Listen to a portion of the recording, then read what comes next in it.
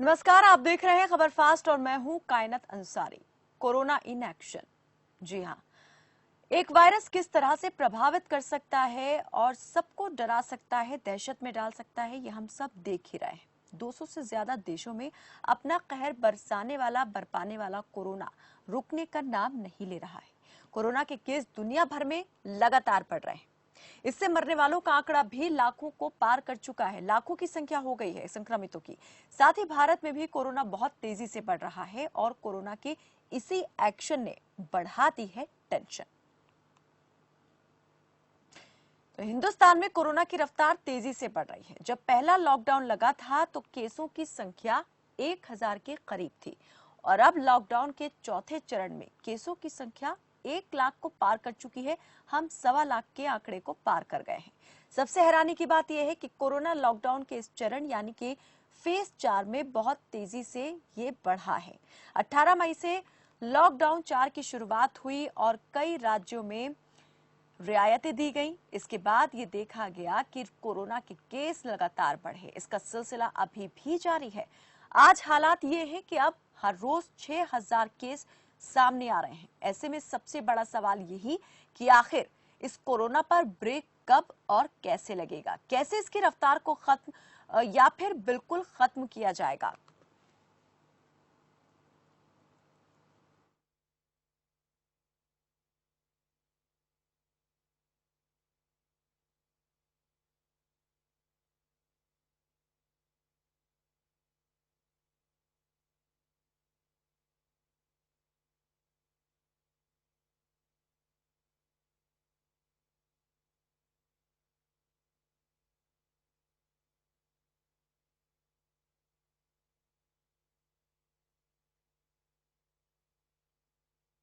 हैं और 18 मई को लॉकडाउन 4 की घोषणा की गई थी। 18 मई को जब लॉकडाउन की घोषणा की गई थी, चौथे लॉकडाउन की, तब मामलों में फिर भी इतनी तेजी नहीं देखी जा रही थी। वृद्धि दर स्लो थी, लेकिन अब इसमें धीरे धीरे करके जो है इजाफा हो रहा है। हर रोज 5 से 6000 के बीच संख्या जा रही है। कोरोना पीड़ितों की संख्या 13 अप्रैल को देश में 10,000 तक पहुंच गई थी। फिर 6 मई को यह आंकड़ा 50,000 के पार पहुंच गया और इन्हें पहुंचने में सिर्फ 2 हफ्ते का वक्त लगा 1 लाख तक पहुंचने में। यानी 18 मई तक भारत में ये संख्या जो है, जो अभी तक धीरे धीरे बढ़ रही थी, तेजी के साथ बढ़नी शुरू हो गई थी। देश में 30 जनवरी को पहला मामला सामने आया। 29 मार्च तक 1 से 1000 तक आंकड़े पहुंच चुके थे। कोरोना पीड़ित मरीजों की संख्या 13 अप्रैल को देश में 10,000 तक पहुंच चुकी थी। 13 के बाद 6 मई को यह आंकड़ा 50,000 के पार पहुंच गया था। 6 मई को यह हाल और ये 2 लाख तक 2 हफ्ते में इसे 1 लाख तक पहुंचने में सिर्फ 2 हफ्ते का वक्त लगा। यानी कि अब हम खुद इस बात का अंदाजा लगा सकते हैं कितनी तेजी से हम कोरोना संक्रमण की चपेट में आ रहे हैं। देश इससे किस तरीके से जूझ रहा है।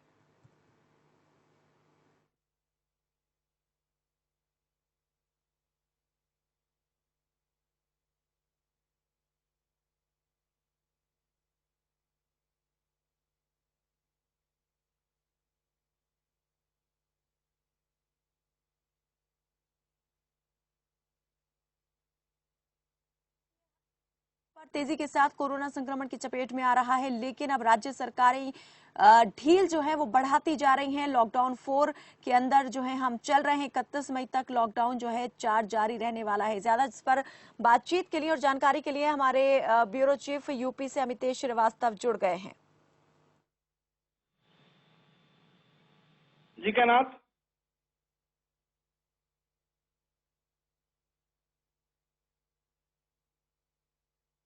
अमितेश जी, आपसे मैं ये जानना चाहूंगी कि अब हम लॉकडाउन 4 के अंदर तो चल ही रहे हैं। लॉकडाउन 4 चल रहा है, 31 मई को ये खत्म होगा, लेकिन कोरोना ने तेजी के साथ अपनी रफ्तार पकड़ ली है। कोरोना तो रफ्तार के साथ चल रहा है, लेकिन राज्य सरकार की नीतियां कितनी शिथिल हो गई हैं, कितनी लचर हो गई हैं इस बीच में, वो आप कैसे देख रहे हैं? कैनात, समझ में नहीं आ रहा है। एक बात तो जो सबके जहन में है, सब कोई उन चीजों को लेकर सवाल खड़े कर रहा है। आपको याद होगा कि जब किसी अन्य प्रदेशों में जब एक दो कोरोना पॉजिटिव पेशेंट मिले, उस वक्त किस तरह से सख्ती बरती गई, उस वक्त किस तरह से तमाम तरह के दावे किए गए। लेकिन आज के डेट में आपको जानकर हैरानी होगी कि हर जिले में उत्तर प्रदेश के चाहे वो रामपुर की बात करें, गोरखपुर की बात करें, बस्ती, देवरिया, लखनऊ, नोएडा, गाजियाबाद, मेरठ, आगरा, कहीं की बात करें, बड़ी संख्या में जो कोरोना पॉजिटिव मरीजों की संख्या है वो सामने आ रही है। लेकिन हैरानी इस बात की हो रही है कि जितनी तेजी से कोरोना पॉजिटिव मरीजों की संख्या बढ़ रही है, उतनी ही तेजी से लॉकडाउन के नियमों में ढील दी जा रही है। जी। सड़कों पे हो, बाजारों में हो, मॉल जो तमाम जो चौराहे हैं, जो बाजार है, वहां पर लोगों की जो भीड़ है वो उमड़ रही है। कोई भी सोशल डिस्टेंसिंग का ख्याल नहीं रखा जा रहा है, सोशल डिस्टेंसिंग की धज्जियां उड़ाई जा रही हैं। तो कैरात मेरे समझ में ये नहीं आ रहा है कि जब छिटपुट कोरोना पॉजिटिव मरीज मिल रहे थे, उस वक्त इतनी सख्ती दिखाई गई, और आज जब पूरी तरह से हर तरफ कोरोना बम फूट रहा है, तो इतनी लापरवाही क्यों कर रही है सरकारी मशीनरी और जो सरकारी अफसरशाही है वो। जी। दूसरा सवाल ये अमितेश, है मैं कि आपसे ये जो सरकार के जो रोज रोज नए नियम बन रहे हैं, नए आदेश जारी किए जा रहे हैं, हर रोज पॉलिसी जो है वो एक नई बन रही है, तो ये पॉलिसी मेकिंग जो है जिस हिसाब से सरकार कर रही है, उसका कितना असर यहाँ पर पड़ने वाला है? हम कितना ज्यादा कोरोना से लड़ाई में जीतने वाले हैं या फिर और ज्यादा चुनौतियों का सामना करने वाले हैं? और सरकार के अभी जो नए नियम यहाँ पर जारी हुए हैं, जरा उसकी भी आप जानकारी यहाँ देते चले। क्या ना, तो जो मैं देख पा रहा हूँ, चाहे वो गांव की तस्वीर हो, शहरों की तस्वीर हो, कस्बों की तस्वीर हो, जिस तरह से कोरोना बम, यानी कि जिस तरह से कोरोना पॉजिटिव मरीजों की संख्या में लगातार बड़ी तेजी से और तीव्र गति से जो इजाफा हो रहा है, उससे साफ संकेत मिल रहे हैं कि आने वाले दिनों में आम आदमी की जो मुश्किलें हैं वो बढ़ सकती हैं। क्योंकि इसके पीछे वजह यह है कि तमाम जो बाहर से श्रमिक अपने गांव में लौटे हैं, उनमें भी बड़ी संख्या में जो कोरोना पॉजिटिव हैं वो पाए गए हैं। क्वारंटीन सेंटर जो बनाए गए हैं वो भगवान भरोसे हैं, राम भरोसे हैं। वहां पर जो सरकारी सुविधाएं मिलनी चाहिए थी वो मिलती नहीं है। तमाम ऐसी अव्यवस्थाएं हैं, उनको देखकर आप खुद आपको शर्म सा महसूस होगा कि आखिर किस सरकारी सिस्टम में हम जी रहे हैं और किस सरकारी सिस्टम की बात हो रही है, किन चीजों की हवाई दावे हो रहे हैं। दूसरी बड़ी बात यह है कि जरूर कहे गए हैं कि साप्ताहिक जो दुकानें हैं वो खुलेंगी, तमाम जगहों पे गाइडलाइंस दिए गए हैं। जो उत्तर प्रदेश में अगर हम मिठाई की दुकान की बात करें या फिर जनरल स्टोर की बात करें, दुकानों की बात करें, तो खुलने लगी हैं। बाजारों में भीड़ आपको दिखने लगी है, और सोशल डिस्टेंसिंग की बात सिर्फ कागजों में है, जमीनी स्तर पे आपको कहीं पर भी सोशल डिस्टेंसिंग कुल मिलाकर नजर अमितेश नहीं ये कह आएगी। सकते हैं कि सिर्फ खाना पूर्ति ही अब की जा रही है यहाँ पर लॉकडाउन के नाम पर। जो जिस तरीके के नियम पहले कड़े सामने आए थे, वो अब सारे के सारे ध्वस्त होते दिखाई दे रहे हैं। आपसे ये भी जानना चाहूंगी, शॉपिंग कॉम्प्लेक्सेस को खोलने से संबंधित और सरकारी दफ्तरों को शुरू करने से संबंधित भी सरकार ने फैसला लिया है। इस पर जरा ज्यादा जानकारी आप दें, रोशनी डालें। और एक फैसला यहाँ पर जिस पर विवाद भी शुरू हो गया है कि जो कोरोना अस्पताल है, क्वारंटीन सेंटर है, उसमें मोबाइल फोन के ले जाने पर भी बैन लगा दिया गया है। तो सरकार एक तरफ तो सिर्फ आम लोगों को या फिर जो इस समस्या से दो चार हो रहे हैं, क्वारंटीन किए गए हैं, उन पर सख्ती बरतती जा रही है, लेकिन खुद से जुड़े हुए फैसले जो हैं उनमें इतना ज्यादा वो कैसे जो है फ्लेक्सिबल हो रही है और क्यों हो रही है? देखिए क्या ना, कुछ जो फैसले होते हैं जो सरकारी अफसर लेते हैं, लेकिन कई फैसले ऐसी हम अलग अलग सरकारों के हमने देखे हैं, इस पर अफसरशाही ने तो फैसले ले लिए, लेकिन सरकारों को बैकफुट पे आना पड़ता है। और उत्तर प्रदेश में जिस बात की आपने जिक्र करी कि क्वारंटीन सेंटर में मोबाइल ले जाने पर पूरी तरह से प्रतिबंध लगा दिया गया है, अब इस पर जो सियासी रोटियां हैं वो भी सेकी जा रही हैं, सियासत भी शुरू हो गई है। विपक्ष ने कहा है कि मोबाइल अगर बैन करना है तो पूरे देश में बैन करना होगा आपको, सिर्फ क्वारंटीन सेंटर में बैन क्यों किया गया है। विपक्ष की जो दलील है उसमें भी दम है। विपक्ष कह रहा है कि क्वारंटीन सेंटर की जो तस्वीरें हैं, जो अव्यवस्था है, उसकी तस्वीरें लगातार आए दिन सामने आ रही हैं। इन तस्वीरों को सामने ना वो आ पाए देश दुनिया की, इसलिए इस तरह के फैसले लिए गए हैं। दूसरी तरफ अफसरशाही कह रही है कि मोबाइल से संक्रमण फैलता है। तो मुझे लगता है कि कुछ फैसले ऐसे हो रहे हैं जिन फैसलों की खिल्ली उड़ रही है, जिन फैसलों से सरकारों को बैकफुट पे आना पड़ रहा है। दूसरी बड़ी बात अगर कहें तो जो शॉपिंग कॉम्प्लेक्स की बात अगर आपने कही कैनात, जी। शॉपिंग कॉम्प्लेक्स खुल रहे हैं, लेकिन सबसे बड़ी बात यह है कि लोगों में जो पहले खौफ था, जो लोगों में पहले लॉकडाउन के नियमों को लेकर जो पालन करते लोग थे, दिखाई दे रहे थे, वो मुझे लगता है कि सरकारी मशीनरी की जो लापरवाही की भेंट चढ़ गए हैं। अब उनमें ना वो खौफ रहा, ना वो सिस्टम को समझने की कोशिश कर रहे हैं। लोगों ने अब यह भ्रम फैला दिया है कैनात कि कोरोना के साथ ही इंसान को अब जीना है। तो लोगों को लग रहा है कि जब कोरोना के साथ ही जीना है तो फिर जिस तरह की सोशल डिस्टेंसिंग और तमाम तरह की बातें की जा रही हैं वो काहे को करना है। कोरोना इतना हितेश, जल्दी बिल्कुल खत्म होने लोग तो वाला यहाँ नहीं पर है। इस मामले में लापरवाह दिख रहे हैं, लेकिन अब लग रहा है कि लोगों से ज्यादा लापरवाह सरकार होती जा रही है। बहुत शुक्रिया मितेश इस तमाम जानकारी के लिए। हमारे साथ इस वक्त हेल्थ एक्सपर्ट रोहित भयाना जुड़ चुके हैं। बहुत स्वागत है आपका रोहित भयाना जी। हम आपसे ये जानना चाहेंगे कि अब जो आप देख रहे हैं ताजा तरीन हालात देश भर में, जिस तरीके के आंकड़े सामने आ रहे हैं कोरोना को लेकर, इसे देखकर आप क्या कहेंगे? क्या अंदाजा इनसे लगाया जा सकता है कितना भयावह होने वाला है आने वाला वक्त? क्योंकि सरकार एक तरीके से अब इस मामले में जो है जो फ्लेक्सिबिलिटी है वो उसकी तरफ से ज्यादा बढ़ती जा रही है, ढील देती जा रही है। बहुत बहुत शुक्रिया कायनात जी मुझे जोड़ने के लिए। देखिए, सरकार का इस टाइम जो रुख है उसे मैं एक शब्द यूज करूंगा, पैराडॉक्सिकल।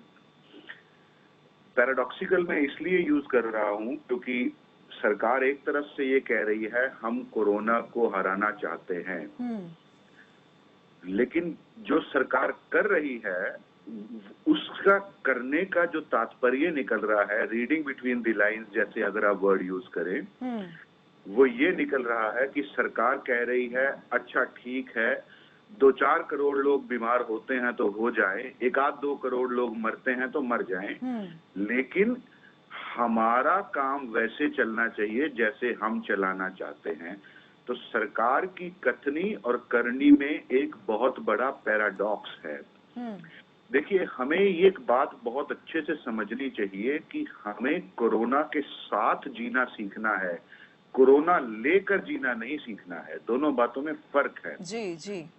कोरोना के साथ जीना सीखने का मतलब है कि कोरोना हमारे बीच में है, हम उसको अभी खत्म नहीं कर सकते। सरकार और जो हमारा एडमिनिस्ट्रेशन है उसकी तमाम तरह की वो व्यवस्थाएं, उसमें अब जो बदलाव लाने हैं वो लेकर आए ताकि लोग इससे प्रभावित भी ना हो और उसके साथ जो है बिना प्रभावित हुए जी सके। बिल्कुल यही बात है कायनात जी, जबकि सरकार उल्टा कर रही है। जो अब नई रिलैक्सेशंस दी हैं, इवन एयरलाइंस शुरू हो रही हैं मंडे से, उसमें गवर्नमेंट ने कहा है कि हम मिडिल सीट एम्प्टी नहीं रखेंगे। ये टोटली एंटी साइंटिफिक है। मैं सरकार से निवेदन करता हूं वो मुझे एविडेंस प्रेजेंट करें और अपने आईसीएमआर के चीफ या जो भी टॉप लेवल के आपके मिनिस्टर्स या जो भी लोग हैं जिनके पास ये एविडेंस है, मैं उन्हें आमंत्रित करता हूं टीवी पे डिबेट के लिए। मैं आपके स्टूडियो में आ जाऊंगा, आप ये डिबेट होल्ड कीजिए, सरकार को कहिए अपने टॉप साइंटिफिक एडवाइजर ले आए और ये बात हमें समझाए टीवी पे बैठ के लाइव जनता के सामने कि जो वो कर रहे हैं उसका साइंटिफिक एविडेंस और साइंटिफिक बेसिस क्या है। परसों आईसीएमआर ने हाइड्रोक्सी क्लोरोक्विन की नई गाइडलाइंस इशू करी हैं और सेम टाइम पे इंटरनेशनल पेपर्स रिलीज हुए हैं जिन्होंने डिफरेंट कॉन्टिनेंट्स की 67 कंट्रीज में हाइड्रोक्सी क्लोरोक्विन को के यूज के ऊपर बहुत कड़ी आपत्ति अपनाई है, हजारों की संख्या में मरीजों का एनालिसिस करके, और उन्होंने ये बताया है कि वो हार्ट के लिए कितनी खराब हो सकती है। आईसीएमआर इस बात को क्यों नहीं समझ रही या क्यों नहीं लोगों को बता रही? मास्क की प्रॉब्लम जो हमारे रोहित जी जैसा आपने कहा कि सरकार जो है जिस तरीके से फैसले ले रही है वो वैज्ञानिक अगर उसके ऊपर देखे, शोध के ऊपर, तो कहीं भी टिकते नहीं है। तो क्या ये समझा जाए कि बिना किसी वैज्ञानिक आधार पर, वैज्ञानिक शोध के आधार पर सरकार आगे बढ़ती जा रही है और आधी अधूरी जानकारी जो है वो दी जा रही है, सामने लाई जा रही है? जी बिल्कुल, मेरा यही एनालिसिस है कि सरकार अपनी चुनिंदा बातों को वैज्ञानिक शोध में से चुन कर कि ये मुझे सूट करता है, उसको वैज्ञानिक एनालिसिस की तरह प्रस्तुत कर रही है, जो कि बिल्कुल गलत है। जनता के साथ बिल्कुल एक मैं कहता हूं डिसऑनेस्टी है।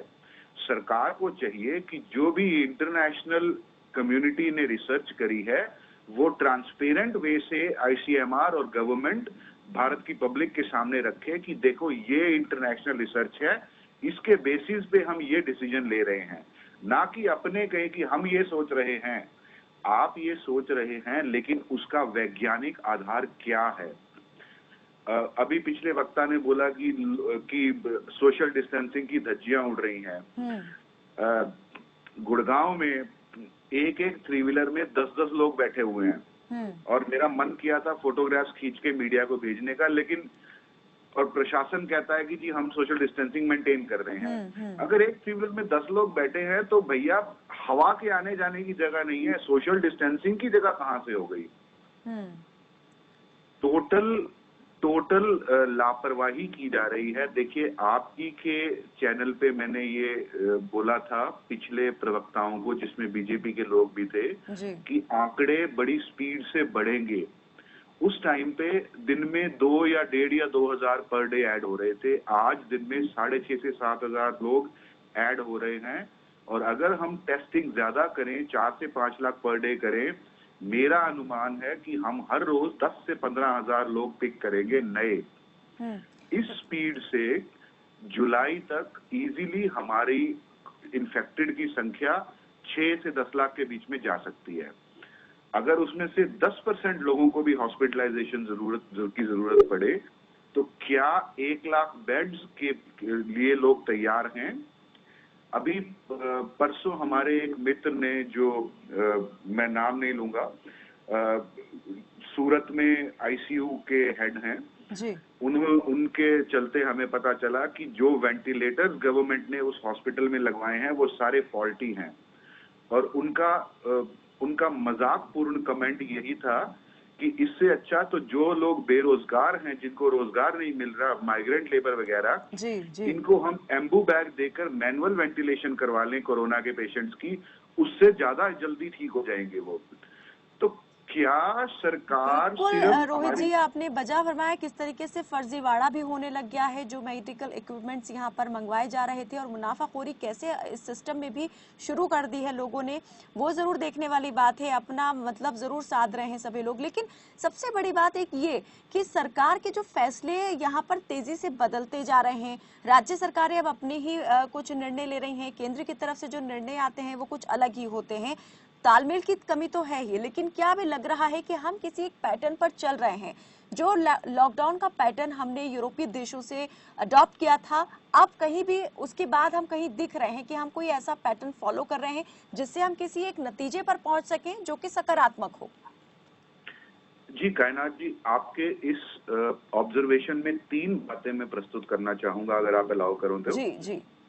पहली बात तो ये है कि सरकार के पास कोरोना की कोई प्रॉपर प्लानिंग ही नहीं है, शुरू से ही नहीं थी। कोरोना सरकार शुरू से ही लॉकडाउन करने में रिलक्टेंट थी। अगर आपको याद होगा, मैंने आप ही के चैनल पे, आप ही के एंकरशिप में बीजेपी के एक प्रवक्ता को ये बात कही थी कि सरकार is fighting the fire blind folded. सरकार अपनी आंखों पे पट्टी बांध के और आग से लड़ने की प्रयत्न कर रही है। वही स्थिति तब थी, वही स्थिति आज है अनफॉर्चुनेटली। जो यूरोप के लोगों की देखा देखी हमने लॉकडाउन किया था, वो एक बहुत ही अच्छा स्टेप था। उसमें हम सब साइंटिफिक कम्युनिटी का बड़ा पुरजोर प्रेशर था पीएमओ के ऊपर, और आई एम ग्रेटफुल टू प्रधानमंत्री जी कि उन्होंने वो प्रेशर स्वीकार किया उस समय। लेकिन कहीं ना कहीं रास्ते में, ये दूसरी बात है, कहीं ना कहीं रास्ते में उन्होंने उस प्रेशर को जाने दिया कि हाँ ठीक है, साइंटिफिक कम्युनिटी तो बोलती रहेगी। वो तो कहते थे कि इतने लाख लोग हो जाएंगे, इतने लाख लोग मर जाएंगे, कुछ भी नहीं हुआ, कोई भी नहीं, कितने कहाँ लोग मरे। वो लोग इसलिए नहीं मरे या लोग इसलिए नहीं बीमार हुए क्योंकि हमने सही समय पे लॉकडाउन इंप्लीमेंट कर दिया था। अगर नहीं किया होता तो शायद हमारी स्थिति भी इटली, फ्रांस स्पेन या ब्रिटेन या अमेरिका जैसी होती। आज हम कंफर्टेबल स्थिति में अगर बैठे थे तो इसलिए बैठे थे कि हमने वो बात मानी थी साइंटिफिक कम्युनिटी की। दुर्भाग्यपूर्ण विषय ये है कि उसके बाद हमने माननी बंद कर दी कि अब तो हम बड़ी कंफर्टेबल हो गए हैं, अब तो कोरोना से हमारे को कुछ नहीं हो सकता, हमारे बेड्स भी रेडी हैं, हमारे हॉस्पिटल्स भी रेडी हैं। ऐसा सोचना गलत है, ये मेरी दूसरी बात है।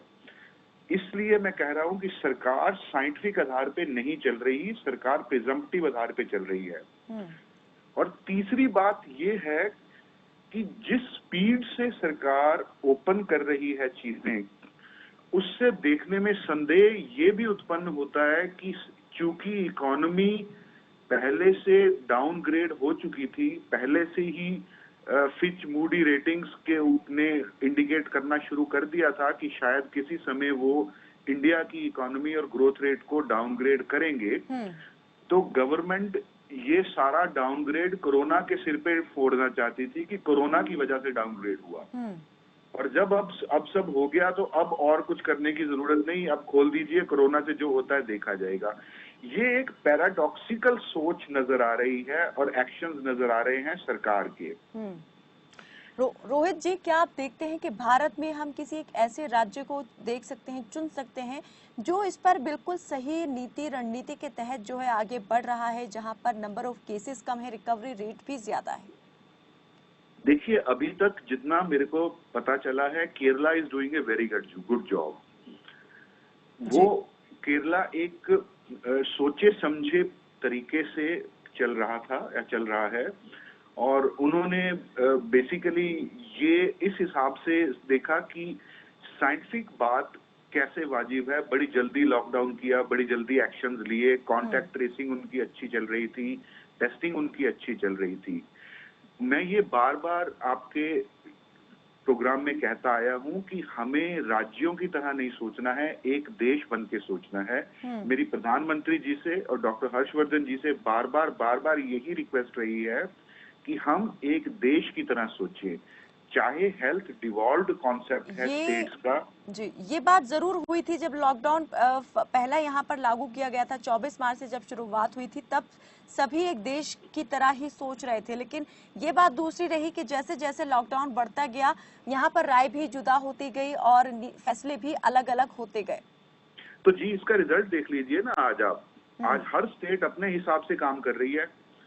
हरियाणा ने दिल्ली से बॉर्डर सील कर दिया है, यूपी ने दिल्ली से बॉर्डर सील कर दिया है। इसका क्या लॉजिक है? जब आप श्रमिक ट्रेन चलाते हैं तो श्रमिक दिल्ली से यूपी भी पहुंच रहे हैं, हरियाणा से यूपी भी पहुंच रहे हैं, सब जगह एक जगह से दूसरी जगह जा रहे हैं, दिल्ली से हरियाणा भी जा रहे हैं, और उनको वहां पे आगे डिटेक्ट भी हो रहा है कि कोरोना है। अगर हवाई जहाजों के माध्यम से आने वाले लोग, ट्रेनों के माध्यम से आने वाले लोग बॉर्डर क्रॉस कर सकते हैं, यूपी गवर्नमेंट, हरियाणा गवर्नमेंट ये कह रही है कि आपके पास ट्रेन का टिकट है या हवाई जहाज का टिकट है तो आपको कोई रोकेगा नहीं, चेकिंग नहीं होगी। क्या ट्रेन और हवाई जहाज का टिकट होने से आप कोरोना नेगेटिव हो जाते हो, या आप कोरोना स्प्रेड करना बंद कर देते हो, या ये इस चीज को इंडिकेट कर रहा है कि आपके लिए ट्रेन और बसों का किराया वसूलना ज्यादा इंपॉर्टेंट है बजाय साइंटिफिक एडवाइस को लागू करना? मेरे नजर में ये एनालिसिस निकलता है कि आपके लिए किराया वसूल करना, जीएसटी लेना, व्यापार वो वाले खोलना, लिकर शॉप्स, मार्केट जिनमें से आपको पैसा मिलेगा, वो चीजें करना आपको ज्यादा मान्य है बजाय एक्चुअली में कोरोना को खत्म करने के। रोहित जी, सरकार एक चीज को लेके बार बार जो है वो अपनी पीठ भी थपथपाती है और सामने जो है देशवासियों के सामने ये बात भी रखती है कि हमने अगर लॉकडाउन सही वक्त पर नहीं किया होता तो केसेस जो है वो लाखों में पहुंच जाते, डेथ्स भी बहुत ज्यादा हो सकती थी। लेकिन अब आप क्या देखते हैं, क्या अभी भी सरकार उसी संतुष्टि के साथ ये दावा भर सकती है, कह सकती है, क्योंकि अब जो हालात बन रहे हैं वो शायद और ज्यादा डरावने वाले हैं, और या फिर नहीं हो सकते हैं? दोनों बातें आप जरा बताएं कि क्या कितने हम मौजूदा हालात जो हैं वो कितने चेतावनीपूर्ण हैं, कितने गंभीर हैं, और हमें इनसे जो है डरने की जरूरत है? कायनात जी, मैं सरकार की बात से पूरी तरह से सहमत हूं कि अगर प्रधानमंत्री जी ने उस दिन लॉकडाउन अनाउंस नहीं किया होता, बावजूद इसके कि बीजेपी के बड़े सीनियर कार्यकर्ता ये बड़ा दम भर के टीवी पे डिबेट में कह रहे थे कि प्रधानमंत्री कार्यालय पीएम ऑफिस ने मना कर दिया है, कोई लॉकडाउन नहीं होगा। उसके बावजूद मैं आभारी हूँ प्रधानमंत्री जी का और डॉक्टर हर्षवर्धन का कि उन्होंने हम लोगों की एडवाइस को इम्पोर्टेंस दी और लॉकडाउन किया। ये बात मैं गारंटी से कह सकता हूँ कि इसकी वजह से करोड़ों नहीं, अगर करोड़ों नहीं तो लाखों लोग इन्फेक्ट होने से बच गए, शायद करोड़ों बच गए और लाखों लोगों की मौतें होने से बच गई। लेकिन वो जो गेन हमने फर्स्ट फेज में प्राप्त किया उसको आज हम लूज करने की तैयारी कर रहे हैं। दुनिया में हर कंट्री सेकंड पीक के बारे में डर रही है। सब कंट्रीज ने लॉकडाउन तब खोला जब उनके केसेस ना के बराबर या बहुत कम होने शुरू हो गए थे। जहां कई हजार लोग रोज इन्फेक्ट होते थे, वहां पे कई 100 इन्फेक्ट होने शुरू हुए, तो उन्होंने लॉकडाउन खोलने की बातें की। मैंने पिछले प्रोग्राम में आपको होकाइडो आइलैंड का भी एग्जांपल दिया था, जापान का, अगर आपको याद हो, जहां केस 0 होने के बाद खोला गया, लेकिन उसके बाद केस फिर से वहां पर, हाँ जी, फिर से वहां पर बढ़ी संख्या और फिर से उनको लॉकडाउन जो है वो करना पड़ा। हालांकि हम यही उम्मीद करेंगे कि भारत में इस तरह की स्थिति ना हो, लेकिन ये सिर्फ उम्मीद ही की जा सकती है क्योंकि जो मौजूदा तस्वीर है वो कुछ और ही दिखाती है। ऑनेस्टली स्पीकिंग कायनात जी, हम सिर्फ भगवान से प्रार्थना कर सकते हैं कि ऐसा ना हो, लेकिन साइंटिफिक तरीके से उम्मीद हमें नहीं है कि ऐसा होगा। उम्मीद यही है कि ये केसेस अभी बढ़ेंगे, ये पीक, पहली पीक और दूसरी और पीक ये और ज्यादा डरावने हालात जो है मर्ज करेगी। सबसे बड़ा डर ये है कि फर्स्ट पीक और सेकंड पीक मर्ज करेगी, और जब वो मर्ज करती है तो बहुत डरावनी स्थिति उत्पन्न हो सकती है। इस बात का हम लोगों को सबसे बड़ा ख्याल रखना है। बहुत शुक्रिया रोहित भैयाना जी इस तमाम बातचीत में हमारे साथ जुड़ने के लिए। तो अभी तक जो हमने पाया था, लॉकडाउन को लगाने से, सख्ती से उसके नियमों का पालन कराने से, वो शायद अब खोने की कगार पर पहुंच रहे हैं क्योंकि नंबर ऑफ केसेस तेजी के साथ बढ़ रहे हैं और सरकार की तरफ से जो रियायतें हैं वो भी यहाँ पर दी जानी शुरू हो चुकी हैं। तो यहाँ पर एक तरफ तो रियायतें हो रही हैं, तो दूसरी तरफ जो संक्रमण का दायरा है वो तेजी से बढ़ रहा है और जो जानकार हैं, विशेषज्ञ हैं, उनका यही कहना है कि अभी पीक आना बाकी है और जब ये फर्स्ट और सेकेंड पीक मर्ज करेगा तो हालात और भी ज्यादा भयावह हो सकते हैं। फिलहाल के लिए मेरे साथ बस इतना ही। आप देखते रहिए खबर फास्ट। नमस्कार।